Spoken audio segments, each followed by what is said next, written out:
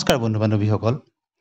আজি আমি আলোচনা কৰিম এলপি আৰু ইউপি শিক্ষকৰ ক্ষেত্ৰত কেটেগৰী ৱাইজ নিৰাপদ জোন বা ছেফ জোন বা গ্ৰীণ জোনৰ বিষয়ে। বিজ্ঞাপন প্ৰকাশ পোৱাৰ যথেষ্ট সময় হৈ গ'ল।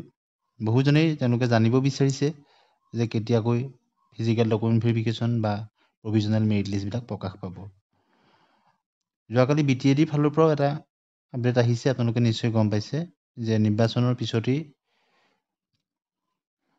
BTC ক্ষেত্ৰতো যি আধৰুৱা কাম হৈ আছে বিদ্যালয় বাৰ্ষিকীকৰণৰ ক্ষেত্ৰত সেইখিনি কামো আগবাঢ়িব।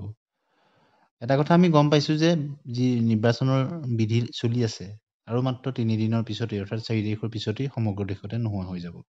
তাৰপিছতেই সকলোৱে ঐকান্তিক প্ৰচেষ্টাৰে কেনেকৈ এই কামখিনি সোনকালে আগবাঢ়ে ফিজিকেল ডকুমেণ্ট ভেৰিফিকেশ্যন অথবা মেধা তালিকাৰ কাৰণে সকলোৱে আগত যেনেদৰে বিজ্ঞাপন প্ৰকাশৰ ক্ষেত্ৰত সকলোৱে খবৰ কৰিছিল, প্ৰচেষ্টা চলাইছিল, এইবাৰো তেনেদৰে কৰি আগবাঢ়ি যাব লাগিব।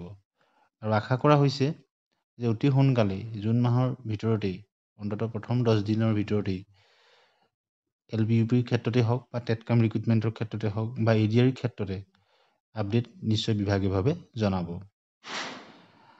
আৰু যিহেতু আবেদন কৰা বহুদিন হ'ল, বিভিন্নজনে জানিব বিচাৰে যে কেটেগৰী ৱাইজ কিমান নম্বৰ থাকিলে মেধা তালিকাত তেওঁলোকৰ নম্বৰটো বা তেওঁলোকৰ নামটো বা ৰোল নাম্বাৰটো অহাৰ সম্ভাৱনা আছে।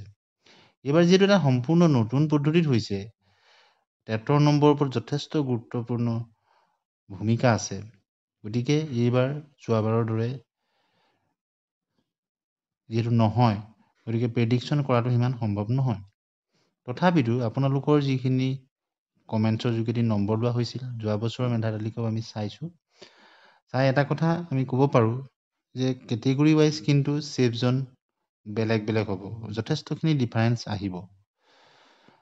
টি টাইপছৰ ক্ষেত্ৰতে আপোনালোকে যদি চায়, এইবাৰ নতুনকৈ দিছে আৰু যথেষ্টখিনি পোষ্ট ওলাইছে। গতিকে টি টাইপছৰ ক্ষেত্ৰত LPৰ ক্ষেত্ৰত বিশেষত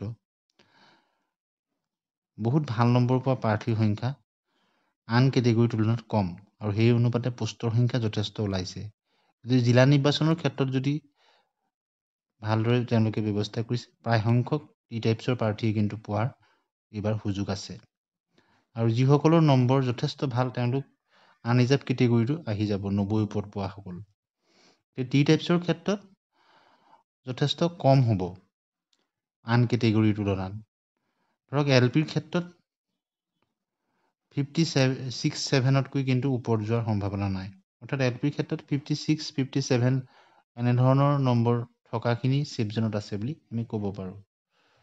ঠিক আছে, আপাৰ প্ৰাইমেৰীৰ ক্ষেত্ৰতো তেনেদৰে 60ৰ আশে-পাশে থকা টি টাইপছৰ প্ৰাৰ্থীসকল ছেফ জোন, অৰ্থাৎ 58, 59, 60 আপাৰ প্ৰাইমেৰীৰ ক্ষেত্ৰত। টি টাইপছৰ ক্ষেত্ৰত 56, 57, 55তো দুই এখনত পাব পাৰে।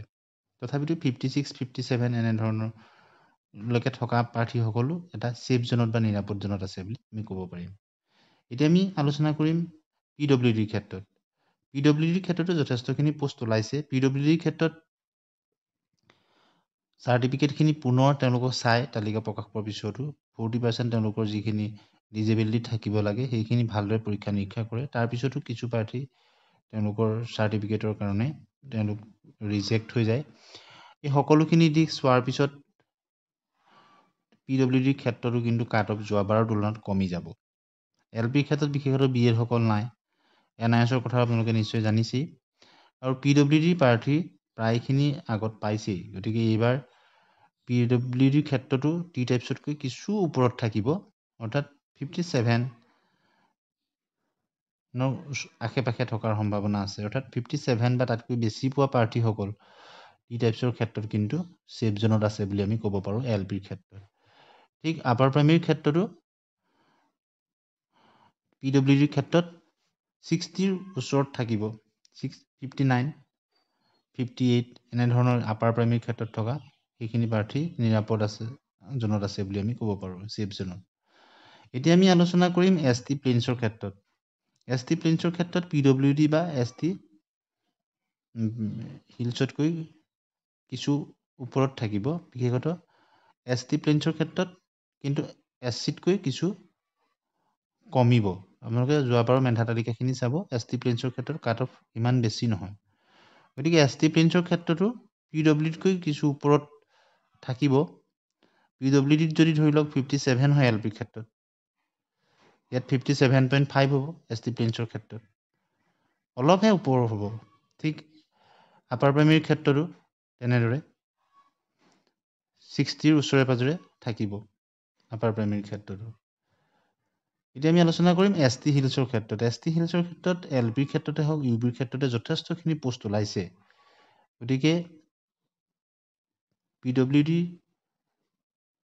ST প্লেইনছ বা T টাইপছ এইবিলাকতকৈও বহুত তলত থাকিব ST হিলছৰ ক্ষেত্ৰত। সিমানখিনি প্ৰাৰ্থী নাথাকেই ST হিলছৰ ক্ষেত্ৰত। আপোনালোকে ভেকেঞ্চিবিলাকত চাব, শিক্ষা বিভাগৰে নহয় অন্যান্য ক্ষেত্ৰতো ST হিলছৰ প্ৰাৰ্থী নাথাকে, যাৰ কাৰণে বহু পোষ্ট ৰৈ যায়। গতিকে ST হিলছৰ ক্ষেত্ৰত 55, 56ত থকা LP বা 54লৈকে নামিব পাৰে LPৰ ক্ষেত্ৰত। 54, 55, 56 এনেধৰণৰখিনি ছেফ জোনত আছে, তাতকৈ ওপৰত থকাখিনিতো চিন্তা নাই। আপাৰ প্ৰাইমেৰীৰ ক্ষেত্ৰতো তেনেদৰে বিল' 60 থাকিব আৰু আনকেইটা কেটেগৰীৰ তুলনাত যথেষ্ট কম হ'ব, অৰ্থাৎ 57, 58 এনেধৰণৰ ভিতৰতে থাকিব, তাতকৈ ওপৰত থকাখিনিতো পাবই। গতিকে পোষ্টৰ সংখ্যা বেছিহে হৈ যায়গৈ, প্ৰাৰ্থীয়ে নোলায় সিমানখিনি। গতিকে ইয়াত কাট অফৰ ইমান কথা নাহে। এতিয়া আমি আলোচনা কৰিম OBC আৰু MOBCৰ ক্ষেত্ৰত। OBC আৰু MOBCৰ ক্ষেত্ৰত প্ৰায়কেইখন জিলাত কিন্তু 58ৰ আশে-পাশে থকাৰ সম্ভাৱনা আছে LPৰ ক্ষেত্ৰত। দুই এখনতে হয়তো 58ৰ তললৈ 57ৰ ঘৰলৈ আহিব পাৰে, প্ৰায়খিনিতে কিন্তু 58ৰ ওচৰতে থকাৰ সম্ভাৱনা আছে। গতিকে 57.5ৰ ওপৰৰ পৰা যিখিনি OBC, MOBC প্ৰাৰ্থী আছে, তেওঁলোক ছেফ জোনত আছে বুলি আমি ক'ব পাৰোঁ LPৰ ক্ষেত্ৰত। আৰু আপাৰ প্ৰাইমেৰীৰ ক্ষেত্ৰত 60ৰ তললৈ অহাৰ সম্ভাৱনা কম আছে, কিন্তু 60ৰ পৰা ধৰি লওক 60ৰ ওপৰত থকা প্ৰাৰ্থীখিনি আপাৰ প্ৰাইমেৰীত OBC, MOBCৰ ক্ষেত্ৰত ছেফ জোনত আছে বুলি আমি ক'ব পাৰোঁ। এতিয়া আমি আলোচনা কৰিম LPৰ ক্ষেত্ৰত আনৰিজাৰ্ভ কেটেগৰীত। এইটো বহুতেই সুধি আছে যে LPৰ ক্ষেত্ৰত কেনেধৰণৰ হ'ব। LPৰ ক্ষেত্ৰত কিন্তু প্ৰায়কেইখন জিলাত 63-4ৰ ওপৰত যোৱাৰ সম্ভাৱনা আছে, দুই এখনত হয়তো 65ৰ ওচৰতো পাবগৈ পাৰে। গতিকে LPৰ ক্ষেত্ৰত আনৰিজাৰ্ভ কেটেগৰীত 62ৰ ওপৰত থকা প্ৰাৰ্থীখিনি বা 61.5 মানৰ পৰা যিখিনি ওপৰত আছে সেইখিনি ছেফ জোনত আছে বুলি ক'ব পাৰি। কাট অফ নহয়, নিৰাপদ জোনৰ কথাহে আমি আলোচনা কৰিছোঁ। গতিকে 62 ওপৰত থকাখিনি আনৰিজাৰ্ভৰ ক্ষেত্ৰত LPত ছেফ জোনত আছে বুলি ক'ব পাৰি। দুই এখনত হয়তো 61ৰ ঘৰলৈ আহিব পাৰে। এইবাৰ যিহেতু LPত B.Ed.খিনিও নাই, NISৰখিনিও কথা আপোনালোকে নিশ্চয় জানিছেই। গতিকে এইবাৰ আৰু ভাল নম্বৰ পোৱাখিনি ইতিমধ্যে পাইছেই।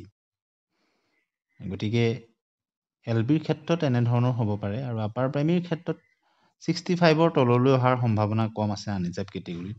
ছায়েন্সৰ ক্ষেত্ৰতে হওক বা এছিষ্টেণ্ট টিচাৰে হওক বা অন্যান্য ক্ষেত্ৰতে হওক, সামগ্ৰিকভাৱে আপাৰ প্ৰাইমেৰীৰ ক্ষেত্ৰত আনৰিজাৰ্ভ কেটেগৰীত কিন্তু 65ৰ তললৈ অহাৰ সম্ভাৱনা কম আছে। দুই এখন জিলাতহে 65ৰ তললৈ আহিব পাৰে। গতিকে এইখিনি তথ্য আমি যোৱা বছৰৰ মেধা তালিকা আপোনালোকৰ পৰা পোৱা নম্বৰ, এইখিনিৰ পৰা বেছ কৰি আমি কৈছোঁ যে কিমান নম্বৰ থাকিলে ছেফ জোন বা সুৰক্ষিত বুলি নিজকে ভাবিব পাৰে আপুনি। গতিকে এইখিনি সম্পূৰ্ণ আপোনালোকে যিহেতু দেখিছে যে এইবাৰ নতুন পদ্ধতি, গতিকে নতুন পদ্ধতিত কিন্তু এটা কথা স্পষ্ট যে নম্বৰবিলাক কম হয়। যিকোনো ক্ষেত্ৰতে নতুন পদ্ধতিত আগৰ তুলনাতকৈ কিছু কম হয়। আৰু এইবাৰ বহুখিনি LPৰ ক্ষেত্ৰত আউট হৈছে আৰু বহুতৰ ইতিমধ্যে বয়সো গৈছে আৰু নতুন চিটেটখিনিও নাই। এই LPৰ ক্ষেত্ৰত ইয়াত কোৱাতকৈও কিছু কেটেগৰীৰ ক্ষেত্ৰত আৰু কমিবহে পাৰে। আপাৰ প্ৰাইমেৰীৰ ক্ষেত্ৰত কিছু কম্পিটিশ্যন থাকে, কিয়নো কণ্টেক্সুৱেল টিচাৰসকলো আহি যায়। তেওঁলোকক ৰেগুলাৰ কৰিছে যদিও ধৰি লওক LPত যিসকল আছে পাৰ্মানেণ্ট টিচাৰে কৰি আছে, তেওঁলোকে আপাৰ প্ৰাইমেৰীলৈ আহিব বিচাৰে। ৰেগুলাৰ টিচাৰ হ'লেও তেওঁলোক থ্ৰু প্ৰপাৰেশ্যনেল এপ্লাই কৰি আহিব পাৰে। গতিকে আপাৰ প্ৰাইমেৰীৰ ক্ষেত্ৰত কম্পিটিশ্যনটো বাঢ়ি যায় আৰু পোষ্টৰ সংখ্যাও LPৰ তুলনাত কম হয়। গতিকে আপাৰ প্ৰাইমেৰীৰ ক্ষেত্ৰত যথেষ্ট কম্পিটিশ্যন হয়, কিন্তু যোৱাবাৰৰ তুলনাত কম হোৱাৰ সম্ভাৱনা আছে। তথাপিতো কিন্তু 65ৰ তললৈ অহাৰ সম্ভাৱনা বহুত কম আছে। 65ৰ ওপৰতে প্ৰায়বিলাক জিলাত থকাৰ সম্ভাৱনা আছে আনৰিজাৰ্ভ কেটেগৰীৰ ক্ষেত্ৰত। গতিকে আজি আপোনালোকলৈ এটি সামগ্ৰিক বিশ্লেষণ আগবঢ়াই দিলোঁ। কেনেধৰণৰ নম্বৰ থাকিলে আমি ছেফ জ'ন বা সুৰক্ষিত জ'নত আছোঁ বুলি প্ৰাৰ্থীসকলে ভাবিব পাৰে। হয়তো 2-1 নম্বৰৰ ইফাল সিফাল হ'ব পাৰে। এই সামগ্ৰিকভাৱে আমি এই কথাখিনি আপোনালোকৰ লগত আলোচনা কৰিলোঁ। আপোনালোকে আপোনালোকৰ মন্তব্য কমেণ্ট ছেকশ্যনত জনাবলৈ নাপাহৰিব। আৰু লগতে ইলেকশ্যনৰ যিহেতু দিন শেষ হোৱাৰ পিছতে সকলো একত্ৰিত হৈ যাতে শিক্ষামন্ত্ৰী মহোদয় হওক বা DWDৰ অফিচতে খবৰ কৰিবলৈ চেষ্টা কৰিব লাগিব। আৰু আমাৰ ফালৰ পৰাও আমি যেনেদৰে পাৰোঁ অথেণ্টিক খবৰ আপোনালোকক দিবলৈ চেষ্টা কৰিম। আজিলৈ আহোঁ, ধন্যবাদ।